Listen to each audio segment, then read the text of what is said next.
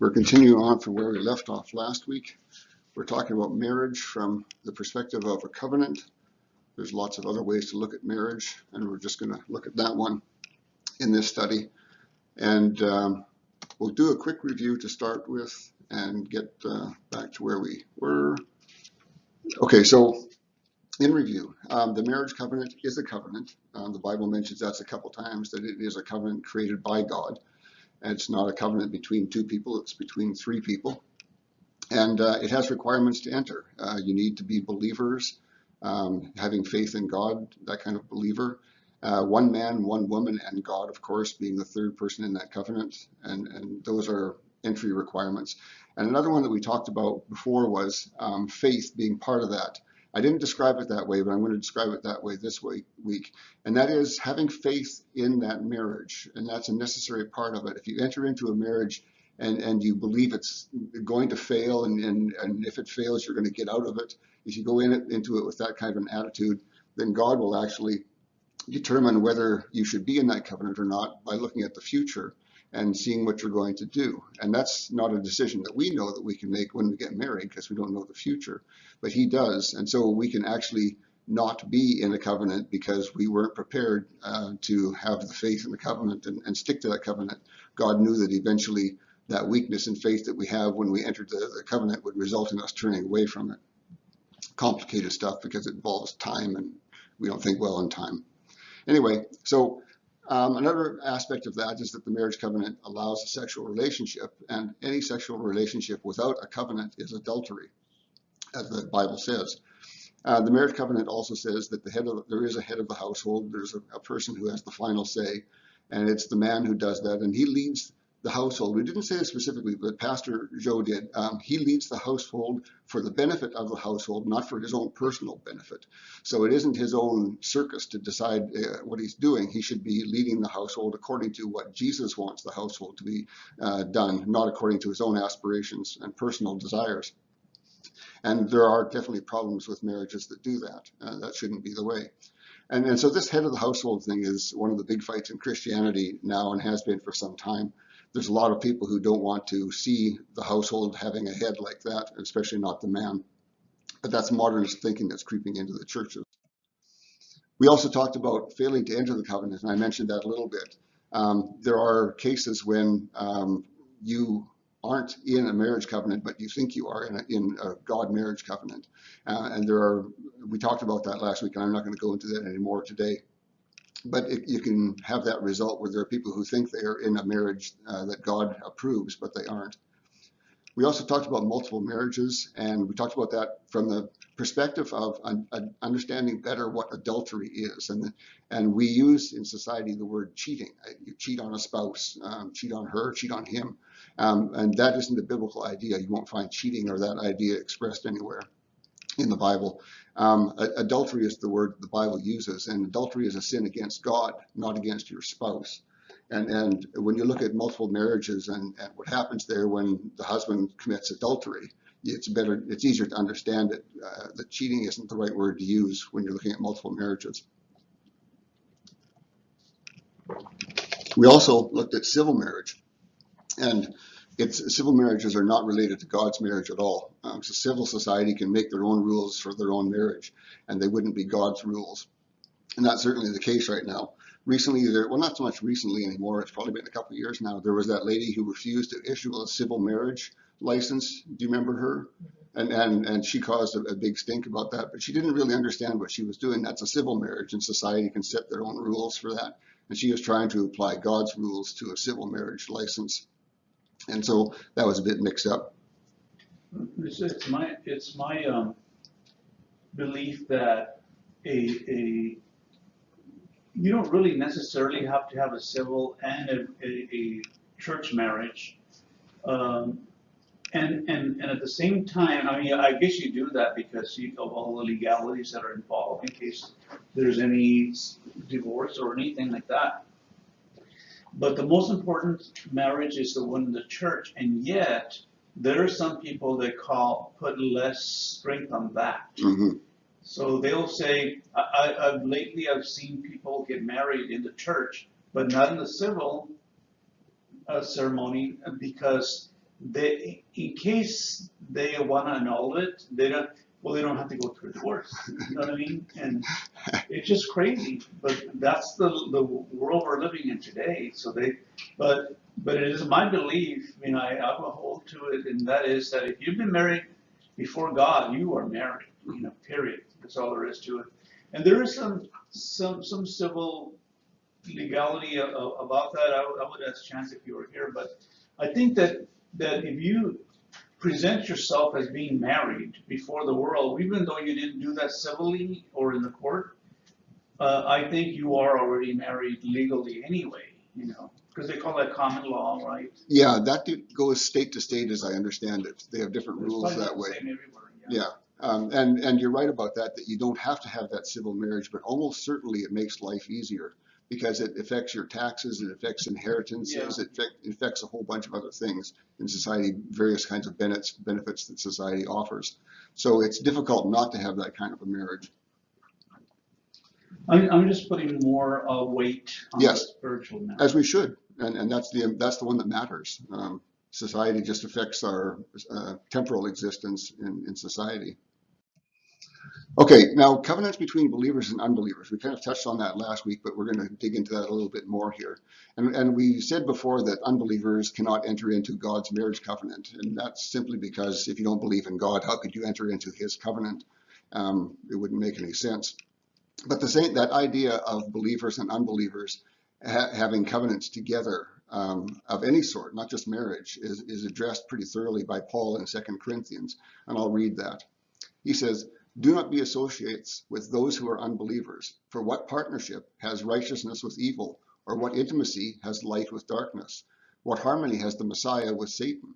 I guess down to right down to the basics there. "What lot has a believer with an unbeliever? And what agreement does the temple of God have with demons? But you are the temple of the living God, just as it is said, I shall dwell in them, and I shall walk in them, and I shall be their God, and they shall be my people, be a people to me. Because of this, come out from among them and be separated from them, says the Lord Yahweh. And you shall not touch the impure thing, and I shall receive you. And I shall be a father to you, and you will be sons and daughters to me, says the Lord Yahweh Almighty." And so that really sets it out pretty clearly that we shouldn't have any kind of covenant type relationships with unbelievers. And of course, marriage being a covenant would be included in that. So we're going to talk a little bit about believers marrying unbelievers, and that does happen and shouldn't happen. But we'll look at a couple of different cases here and see what the Bible says about those cases. And so the first one is that you got married to an unbeliever because you didn't know it was wrong. You didn't know that marriage wouldn't be acceptable to God. And that's has happened in the past. We're going to look at an Old Testament case where that happened. And it happens now today. And partly it happens today because the state of teaching in churches about marriages is really poor. And so people don't understand what a marriage to God is and don't understand what it should be. And so you result in cases of people who are unbelievers being married by some church to a believer. And so those aren't acceptable to God. And this happened back in Nehemiah and Ezra's time. At that time, they had been so separated from the Bible and God's teachings that they had gotten into marriages that they shouldn't have been involved in. And I'll read about that from Ezra here. "Then Ezra the priest stood up and said to them, 'You have been unfaithful and have married foreign wives, adding to the guilt of Israel. Now therefore, make confession to the Lord God of your fathers, and do his will, and separate yourselves from the peoples of the land and from the foreign wives.'" And then another one from Ezra. "Among the sons of the priests who had married foreign wives were found the sons of Jeshua, the son of Josadak, and his brothers Messiah, Eleazar, Jerub, and Gedaliah. They pledged to put away their wives."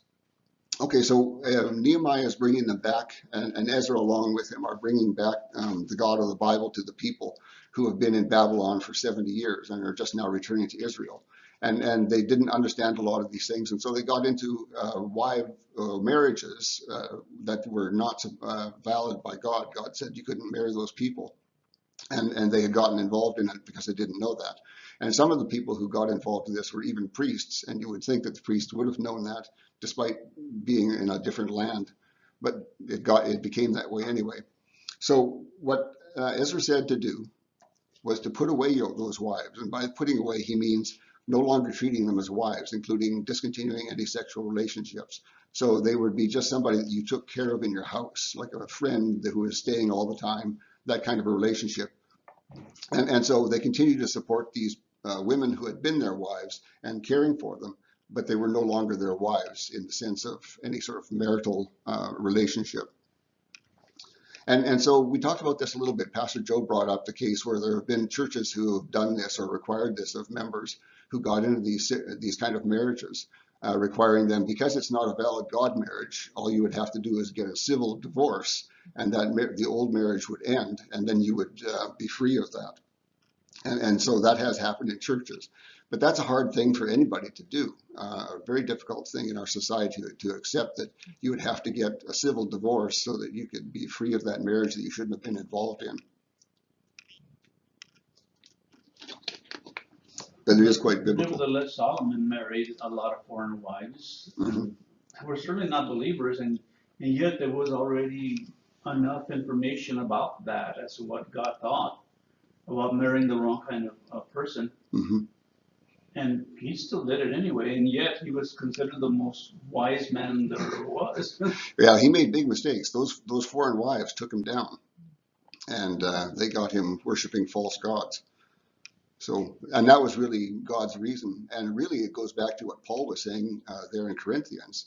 Stay away from these. Don't have these close relationships with unbelievers, because they will drag you into their unbelief and drag you down with them.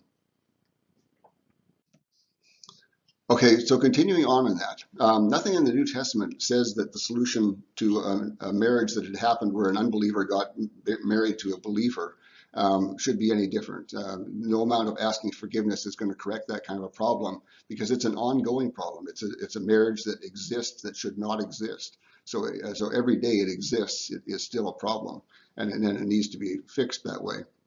So in our time, the unbelieving spouse is unlikely to accept that relationship of the same one that Ezra talked about, of putting away a wife, which would mean discontinuing any relationship that was like a normal wife relationship and making it more like a friend who lived in the house.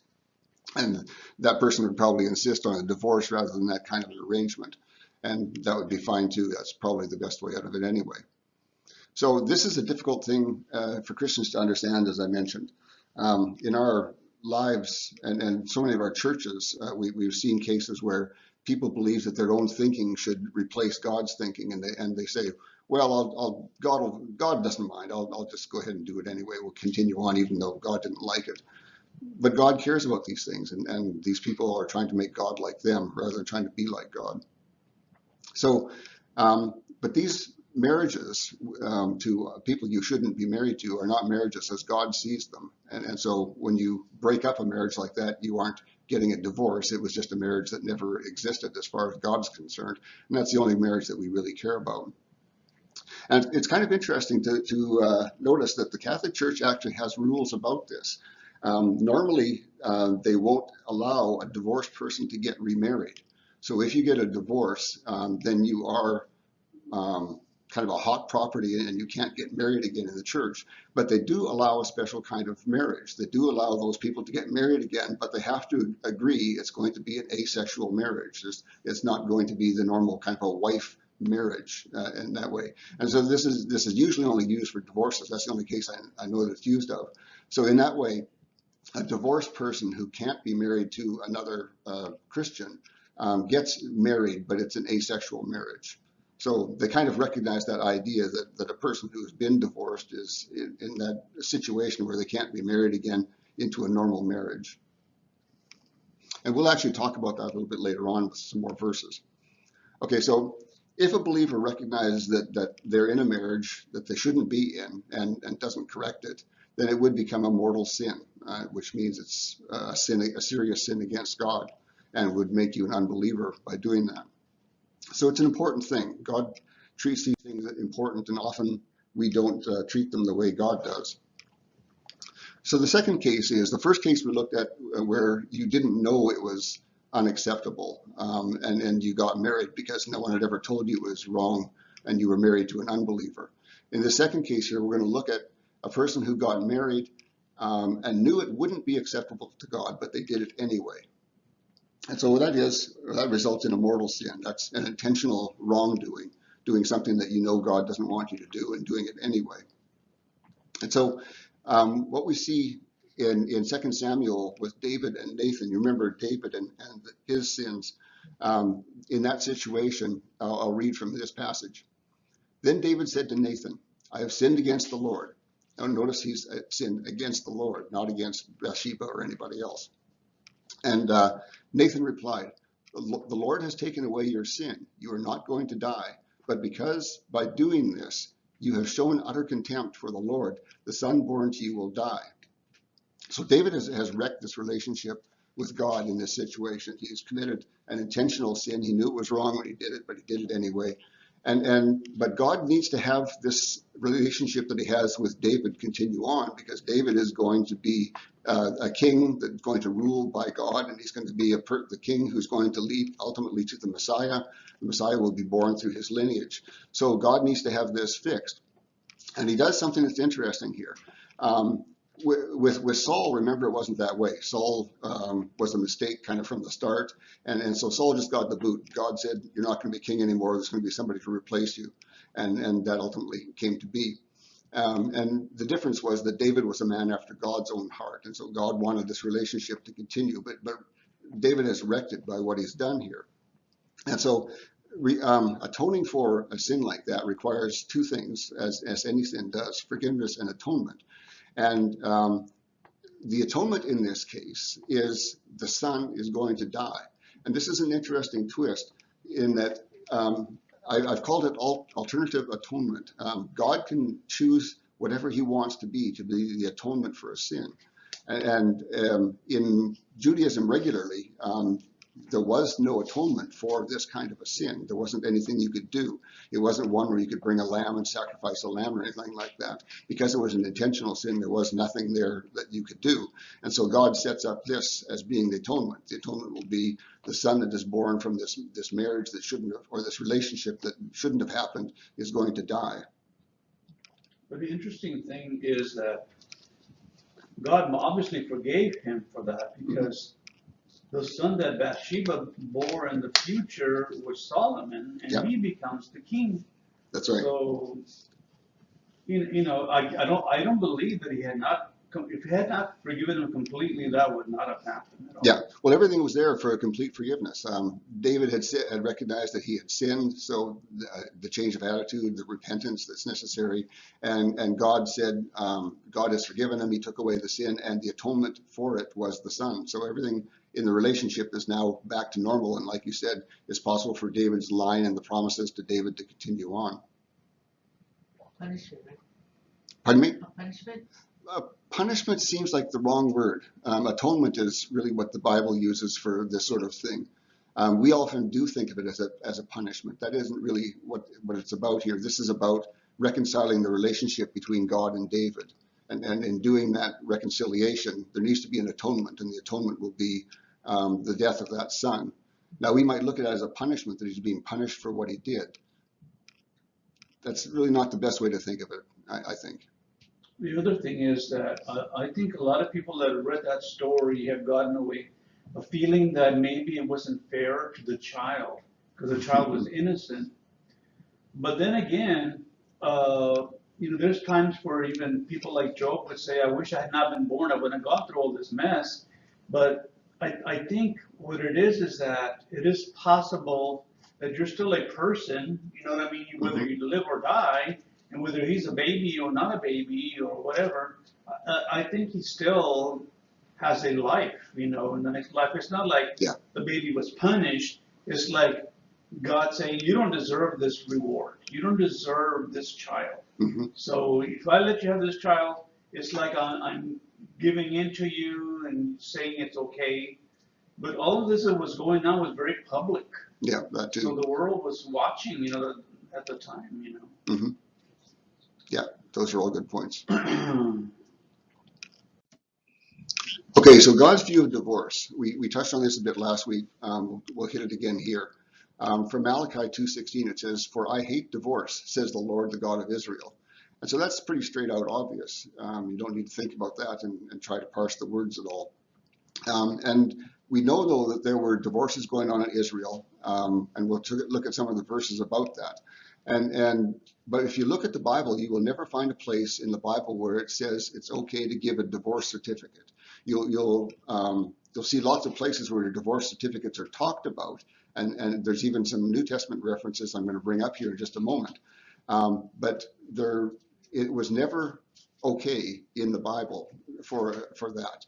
And what people often use, and it was even used in Jesus' time, is Deuteronomy 24 verses 1 through 4.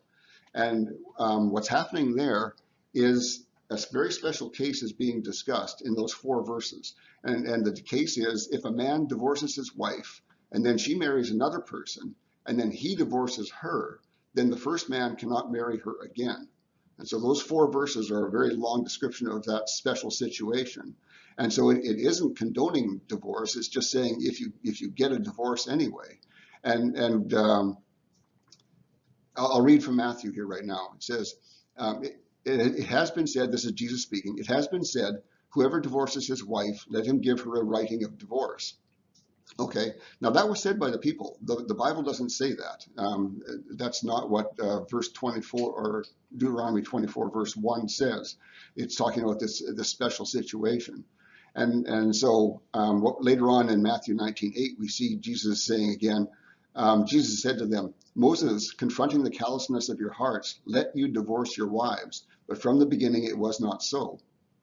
And also nowhere in the Old Testament does it say that a divorce was ever acceptable to God. That's just something that God was allowing Moses to do because the people were so hard-hearted and wouldn't find a way to make their marriages work sometimes. Is that clear enough?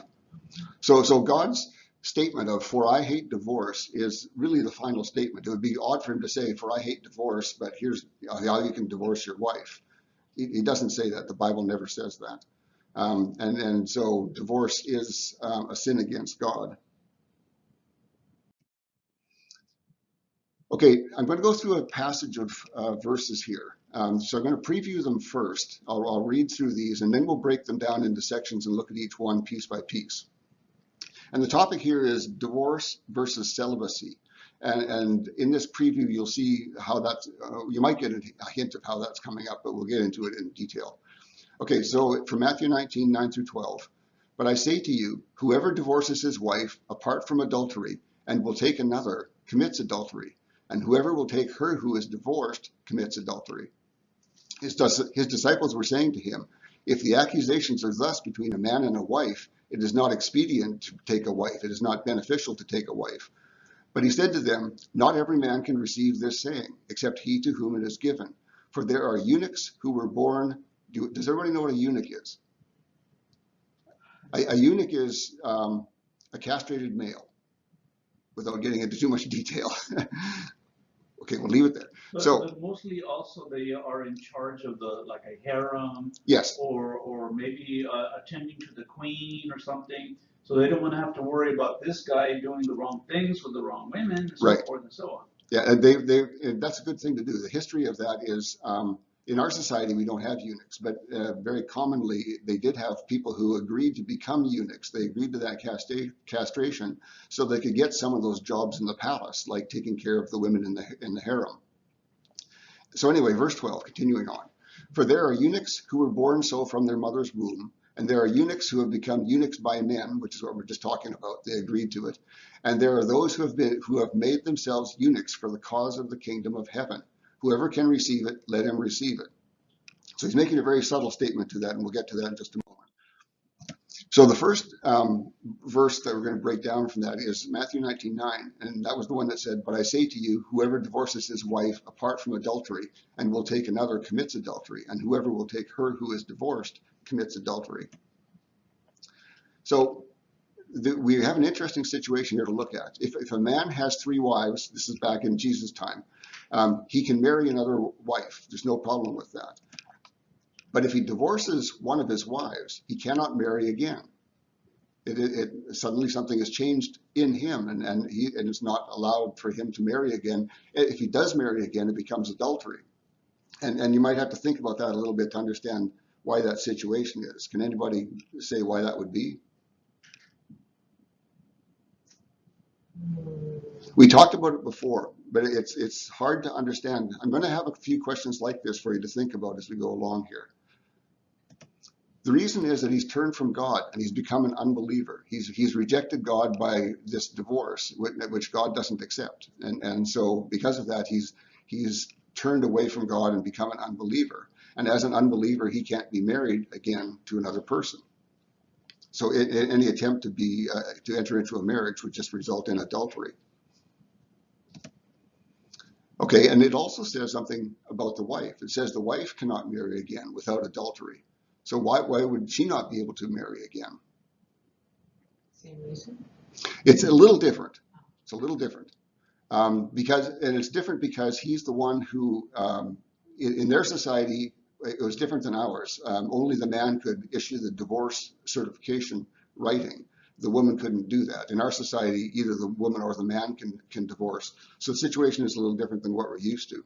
And the reason is that she's still married. Despite him giving her that divorce certification, God still sees her as married, and the marriage is still active, despite what this man has done with the divorce certification.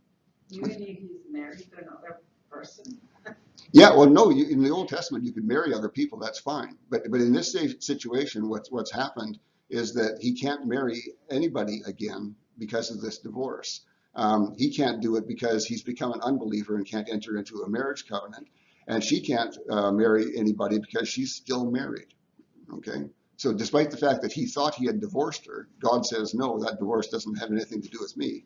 And it doesn't stand. She's still married. Yes. That's messy. Oh yes. Let me just say this. Divorce and adultery turn a great big mess out of a marriage. It becomes so complicated that you can't tell where you are in relationship to God. What's your relationship to God? Am I still accepted by God as a believer? It gets that bad. And we're going to be looking at other cases here that are just as messy as that. It really does become a complicated mess. If you do marriage correctly, two believers get married, they live together, have children, one of them gets old and dies, and it ends. It's easy. There's no complications to it. If you start going the other direction, it's a giant mess. It really is. Well, when Jesus spoke about that, I feel like, God's goal was, for a couple to split up, for certain reason, but stay single because the intent was for them to come back again. Yes, we're going to get to So they that. won't get into another. Yeah, exactly. Yeah, God doesn't see that marriage as terminated by the divorce. And what he wants is he wants you, yes, to get back together to find that. And we'll look at exactly what Paul says about that in just a little bit. Okay, so what the result of this is a situation you might have thought couldn't happen. You have an unbeliever who is married to a believer. And so this marriage is in this kind of a weird state because of that. And we're going to see another case where that happens too. So we're talking about, yes, this is how complicated things become if you don't do it God's way. So what the disciples are saying is a tricky thing to understand. In fact, there's a lot of people who dispute what they're saying here. So they say, his disciples were saying to him, if the accusations are thus between a man and a wife, it is not expedient to take a wife.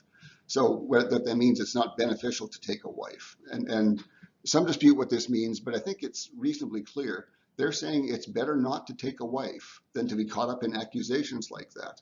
And they're saying if you get married, you could wind up in this kind of a situation where people think that one person has committed adultery or the other like that, charges back and forth without any evidence.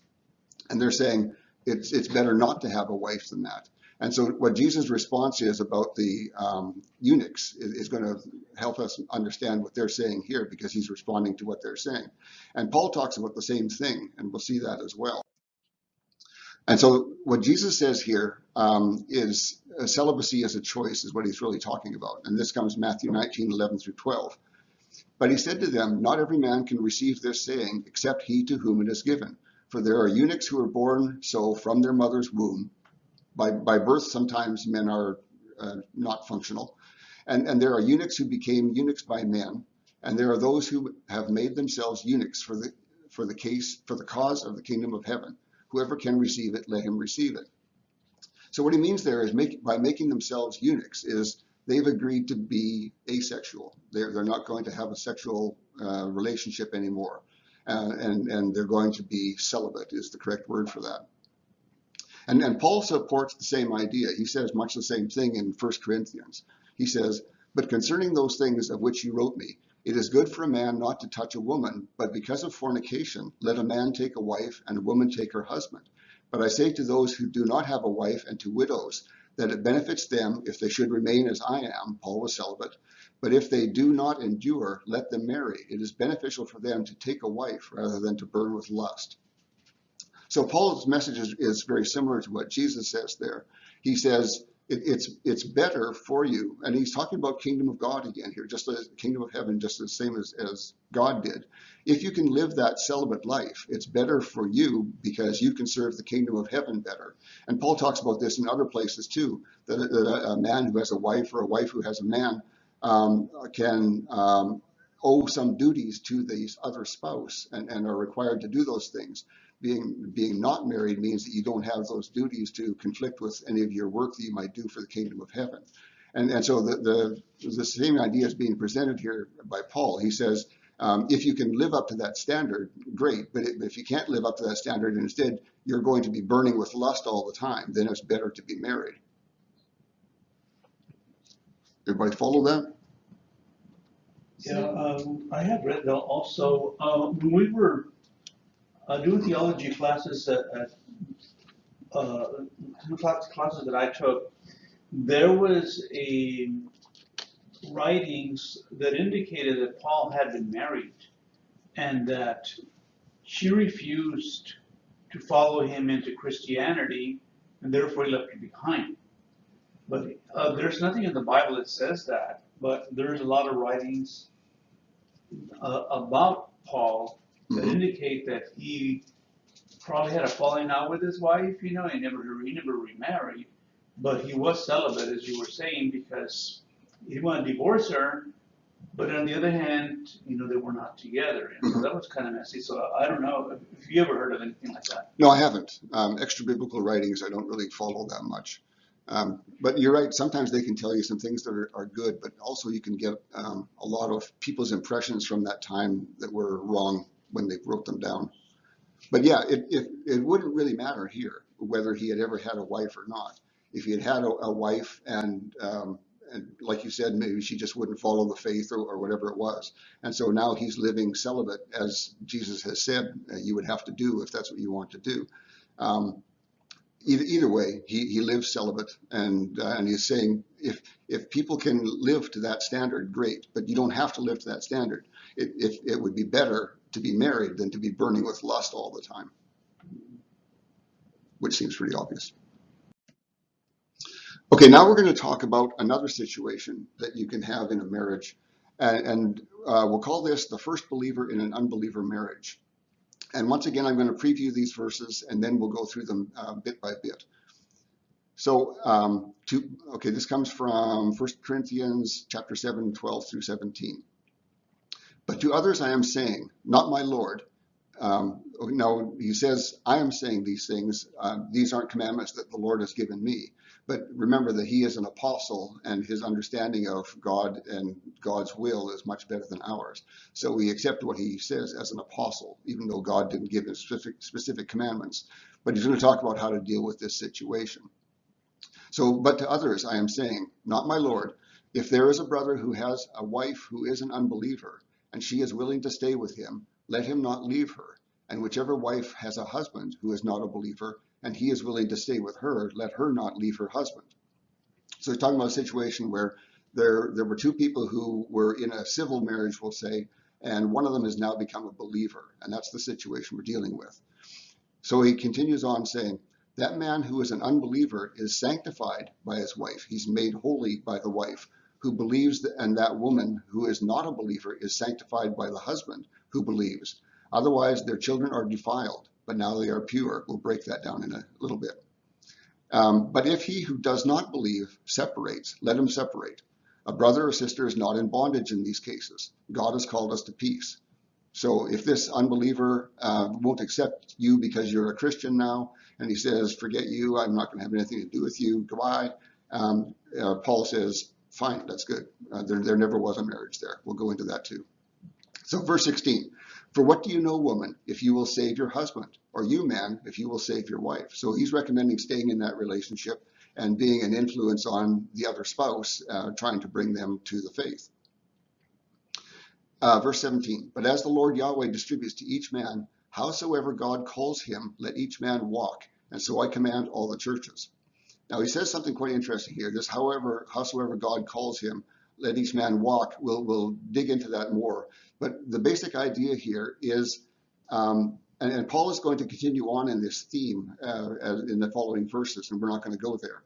But he says, whatever your relationship, whatever your status is, when you become a believer, preferentially stay in that relationship. And he will talk about people who were slaves. And he says, if you were a slave when you became a believer, then stay a slave. Try to be free if there's a way to be free, but don't just run away from your master. And the reason he's saying this is that when you become a believer, you become a new person. And all of the things that were bondages for you before are broken away. And so all of the marriage bonds, every slave bonds, whatever you might have had in the past are all gone by this. And so, but Paul is saying, stay wherever you are. Don't just go running off because you're now free to God. You're not free to man. And especially in the case of the slaves, there would be punishment for running away. Okay, so we'll break these down. But to others, I am saying, not my Lord, if there is a brother who has a wife who is an unbeliever, and she is willing to stay with him, let him not leave her. And whichever wife has a husband who is not a believer, and he is willing to stay with her, let her not leave her husband. So as I pointed out before, he said, I am saying this, not my Lord. So he's saying this isn't a commandment that God has given me directly, but this is something that I understand from what I understand of God, what I understand of the writings of God from the Old Testament primarily, and other things. And he is an apostle. He has that level of understanding that we don't have. So we accept that. In this situation, the original marriage between these two unbelievers wasn't a valid marriage. So the old vows aren't binding in anything to do with that marriage. And as I said before, this is because as a new man, he has died. And not in a physical sense, he has died in a spiritual sense. So because of that spiritual death, all of those vows and bonds and whatever else that he was tied to are gone, and he's now separated from them, and he's now a new man, as he's described in the New Testament. But Paul says, as I mentioned before, stay with your spouse anyway, if the spouse is going to accept you. And so if the spouse does accept you, it becomes a marriage. It's a marriage in an odd state, though. Once again, you've got an unbeliever married to a believer. But it came about in this odd way where they were both unbelievers first, and then one of them became a believer. And Paul says, if it's acceptable to the unbeliever, then stay in that relationship. You can be a benefit to that person, trying to bring them to the faith. And just because you're a believer, as we'll see in just a minute here, you make your other spouse holy, and you make your children pure. Okay, 1 Corinthians 7:14. That man who is an unbeliever is sanctified by the wife who believes, and that woman who is not a believer is sanctified by the husband who believes. Otherwise, their children are defiled, but now they are pure. Now, this is very interesting on a lot of different levels. First of all, it makes the point that children of unbelievers are defiled as God sees them. They are impure, they are dirty, they are polluted. You can use all those words to describe defiled. And so any children born of an unbeliever marriage, which isn't a marriage as God sees it, are considered defiled by God.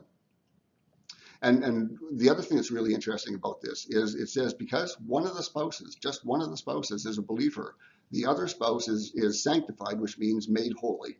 And that doesn't mean that he's saved. That doesn't mean the same thing as salvation. It just means that he is now holy as God sees him. And that's a complicated topic I won't go into in depth here. And also it says that the children are purified just because there is one spouse who is a believer in this situation. And I've talked about the superpowers that we have as Christians, and this is one of them. This superpower purifies the spouse, makes him holy, and purifies the children. of the marriage. And that's an interesting thing in that we have this ability to cause people to become holy or to be purified in this particular situation. And if you don't remember, the other superpower that I've mentioned before comes in forgiveness. It's possible for us to forgive somebody for something they've done to us, and they will be forgiven by God. And so it's not just us, as on earth, also in heaven is the idea there.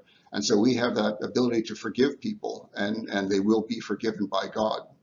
So that's another one of our superpowers. Would you say that in First Corinthians? No, that one comes from John. Was it First John, Second John, something like that? If you want, I can dig that up. I don't have it handy though. But he does say that. Yeah, I shouldn't have mentioned that here without having the references, but I don't have them handy. But he does talk about that, that we have that ability to pray that they will be forgiven, and they will be forgiven by God. Jesus did the same thing on the cross. If you remember, he said, forgive the people that don't know what they're doing.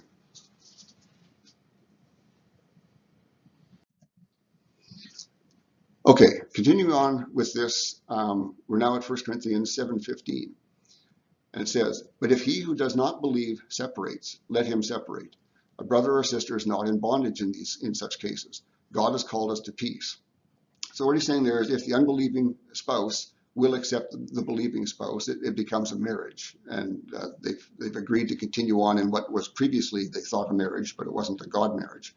And so this is interesting because they get married simply because they've agreed to stay together. There's no church or priest or anything like that to marry them.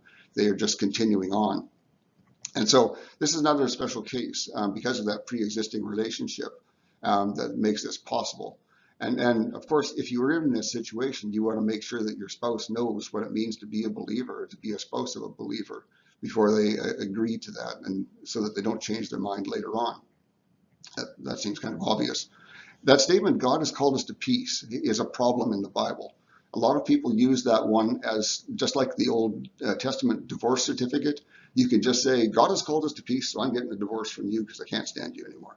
And I've seen people on the internet talking about that, and they say, God has called us to peace, so it's okay for me to get a divorce.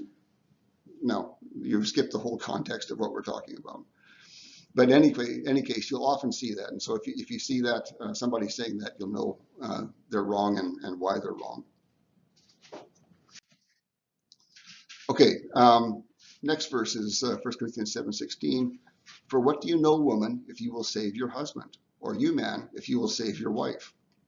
And so he's given people, he said it's best for you to stay in that relationship if you can, if the spouse is going to be agreeable to it. And another reason you should stay is that you would be just doing the Great Commission, fulfilling that Great Commission anyway, because that is your job to convert people and to bring them into the faith. And so this gives you somebody in your life that you can work on to bring them to the faith. And he says, who knows, maybe they will, maybe they won't, but there's a chance that they will. So you have someone here to work on in your life. And then 1 Corinthians 7:17. But as the Lord Yahweh distributes to each man, howsoever God calls him, let each man walk. So I command all the churches. So he says, this is the principle that I teach all the churches. However God calls you, whatever state you're in, when God calls you, stay in that state. So if you're married, like he's talking about here, in an unbeliever marriage, if it's possible, continue on in that marriage. If you're a slave, continue on as a slave, but get out of that slavery if there's a way to do it legally. And he talks about other cases like that in the following verses that come after this. And so, as I said before, just because you're a new man doesn't mean you should bolt from all your relationships and run away. Even though God sees you as no longer being bound by any of the vows or bonds of marriage or whatever that you had tying you to things before, you're now free of all of those as God sees them, but you're not necessarily free of them as society sees them. And so you would be defaming the name of Christianity by just running off, for example, as a slave running off. You need to get out of that slavery legally if there's a way to do that. And so he expects people will act with the faith and abilities that you have. He says, as the Lord Yahweh distributes to each man, distributes faith and your abilities that you have been given. Act with godly wisdom, and if you can do the right thing, do the right thing. And he says, so I command all the churches. This is not just something for the Corinthian church. This is something that I teach all of the churches to do. Any questions on that so far?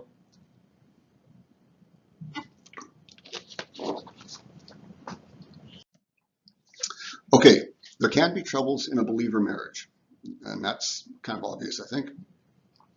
And so that's the next thing we're going to look at is this is a similar place in Corinthians, 1 Corinthians chapter 7 again, but a little earlier in the verses.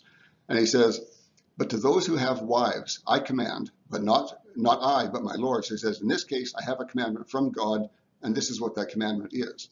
And this goes back to what you were saying, Esther. A wife should not depart from her husband. And if she does depart, let her remain without a husband, or let her be reconciled to her husband. And let not a man forsake. So he says his wife. So he's saying the same thing. If you're in a relationship, you shouldn't leave that relationship. And that's God's commandment, he says. Don't leave that relationship. But if she does depart, she should remain without a husband. And she should try to be reconciled to her husband and try to get back with him.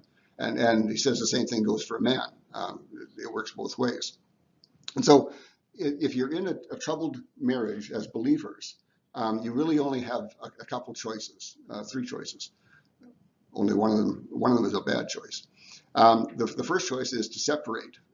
Separate is the word that we would use in our society. And it doesn't mean divorce, it just means living apart. And so there's no divorce, no remarriage. We sometimes call it a cooling off period for the relationship, trying to give people a chance to separate themselves from each other, cool down and think things through. And it kind of brings up the old saying, let absence make the heart go fonder. And so the idea here is that you can separate and stay apart. And if it's possible, try to get back together, get that relationship to happen again. But of course, sometimes that won't be. And so you're just kind of stuck in that state of being separate and not being able to marry again.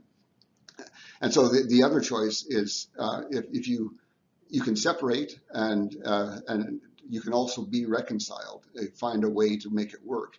But sometimes that just isn't a possibility. And so you're left with the only option of being separate. And so separate is sometimes the situation you would be in. And we'll talk about that a little bit more too. So, and your third choice, your last choice, is the horrible choice, and that's adultery. Intentional adultery just separates you from God, and you don't want to be going down that path at all. So for believers who really want to follow God, and they're having trouble in their marriage, God wants you to find ways to make it to work. And he says, if it isn't working well, then you can separate, you can live apart, and you can do that as long as necessary in the hopes that you will someday be reconciled. But perhaps you won't be. Does that deal with what you were talking about? Well, what I was thinking, about, I understand that principle, but then when the husband marries someone else, and then I understand the concept of that the wife being married is still being married even though he's married to someone else. Right. Yeah. His marriage. I'm thinking maybe morally, but it's just, I don't know. Maybe it says this in the concept like keeping your covenant, maybe, but it's just a little bit difficult to understand, because Yeah, and when I've taught this before, I've had a lot of people who really didn't like the idea, couldn't even get the concept and wouldn't accept the concept. But yes, it seems like a difficult path to go down. But nonetheless, Paul is really quite clear about what he's saying here. But the idea is,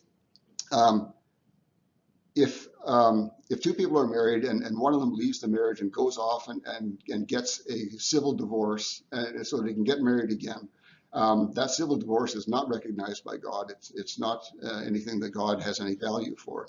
And so God sees him as getting married again when he shouldn't be getting married again. And so everything he's doing is invalid. But nonetheless, God sees the original marriage as still being valid. And it still is in place. And so the spouse who was left by the other person can't get married again because they're still in a marriage. That makes sense? And it's difficult. It's a tough road to be involved in. That's why the apostles, disciples were saying to Jesus, wow, it's sometimes better not to get married. And that's the situation you can be in when these things happen to a marriage. When a marriage falls apart like that, it turns into a mess.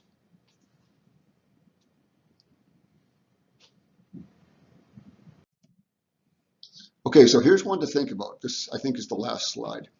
Abandonment in a believer marriage. So if you have two believers who are married and one of them just walks away, how do you deal with that?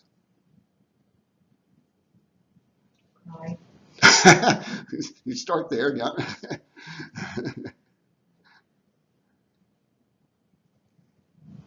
Go to your pastor. Yeah, well, and that probably is. Yeah, hopefully you've done the counseling thing first and worked it out or tried to work it out that way. But nonetheless, if one of the believers in the marriage just walks away, without being divorced. Yeah. Well, see, and that's really what you get to here is you need more information in this. You can't just say, okay, this is enough to understand and find a solution to it. You need to know what's the intent of this person who walked away. Is he thinking he'll never come back? Is he going to go off and try to get a divorce? What's he going to do? And so, you can't answer it well because you don't know all the information you need to do. I mean, if you've been ministering as long as I have, you run into all sorts of things. And I run into that thing as well about where one person abandons the other. It just seems like when that person throws somebody out, that they don't want anybody else to interfere. So I have offered counseling for both, but it doesn't happen. Mm-hmm. And in that case, there was an extended period of time where they never got back together because out of the person that kicked the other person out did not want to reconcile. So then eventually that person filed for divorce, And then the second, well, I don't know if this is true in every state, but you have to accept the divorce. You have to. You can't just say I'm divorcing you and that's it. The other person has to agree. And in that case, a lot of people say, well, you know what? If that person doesn't want me, well, why should I just be hanging on here? It's not my idea. So yeah, it is the best thing to do is call a pastor, see if they can reconcile, get them back together. But if they don't want to do that, well, there's nothing you can do, really. Yeah. And another case was this one lady was leaving somebody else because her husband was committed adultery, and he asked for forgiveness. But the way she thought about it was, I don't have to forgive you, And if I don't have to forgive you because you committed adultery, that's just the way it goes, So he said, but the Bible says you can forgive me. He says, I can, but I won't. Wow. Okay. So what can we do? You can't do anything about that. An unforgiving believer. Yeah, exactly. Forgive as God forgive you. Yeah, and so these are difficult situations that shouldn't ever happen. Ideally, the believers should be able to find a way to make the marriage work. And if they can't, they should go out for counseling. But as Pastor Joe said, often one of the people is so angry about it that they don't want the counseling. They don't want to make it work. And they just want to let it go and get away from it. And so if ultimately one of them files for divorce, we recognize that that's not a God divorce. There is no such thing as a God divorce. And so you're still married despite that person thinking that he can get married and again after he gets divorced. It kind of makes you wonder though, if a person gets abandoned and then the first person divorces that person, should that person be punished for not being wanted anymore, not having a family anymore because that person decided you're not going to have one? Yeah. Yeah. It, And it just doesn't seem fair. I've been asked that before by other people too, and they say, well, that's not fair to one of the spouses. But this is what God says. He says there's still a marriage there, and you can't get married again without committing adultery. And so, just as Paul was saying there, you're in that situation where you're separate. He may think he's divorced and remarried. God doesn't see it that way.